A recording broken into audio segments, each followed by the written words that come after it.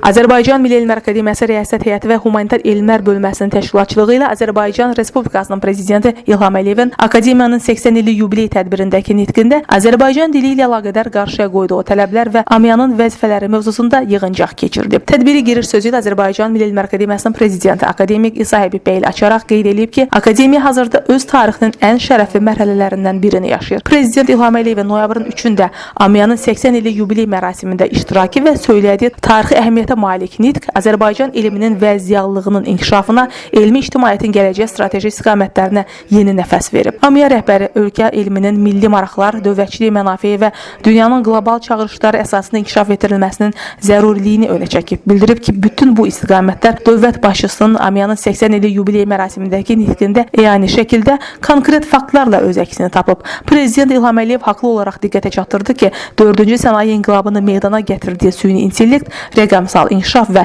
kiber təhlükəsizlik kimi çağırışlar fonunda Azərbaycan elmi öz fəaliyyətini yenidən qurmalı və bu istiqamətlərdə praktiki nəzəri işlərin səmərəli şəkildə təşkilini təmin etməlidir. Bu, elmimizin qarşısında duran strateji məqsəd və gələcək inkişafın əsas prioritet istiqamətidir. AMIA rəhbəri dövlət başçısının Azərbaycan dilinin qorunması və inkişafı ilə bağlı səsləndirdiyi fikirlərə də münasibətini bildirib. Vurğulayıb ki, Prezident İlham Əliyevin Azərbaycan dilinin saflığının qorunması hər bir Azərbaycan vətəndaşının işi olmalıdır. Yəni dövlət, alimlər, dilçilər, yazıçılar, şairlər, jurnalistlər, siyasətlə məşğul olanlar bu məsələyə çox böyük diqqət verməlidirlər. Mesajı həm də milli özünü dərk və məsuliyyət çağırışıdır. Sonra çıxış edən Nəsim adına Dilçilik İnstitutunun direktoru Professor Nadir Məmmədli Azərbaycan dilini emal etməyə imkan verən Milli Dil Korpusunun yaradılması prosesinə başlanıldığını söyləyib. Vurğulayıb ki, bu həm dilçilik elminin, həm də tətbiqi tədqiqatların inkişaf baxımından strateji əhəmiyyət daşıyan mürəkkəb bir mərhələdir. Professor Nadir Məmmədli qeyd edib ki, dövlət başçısının Azərbaycan dili ilə bağlı qarşıya qoyduğu tələblərə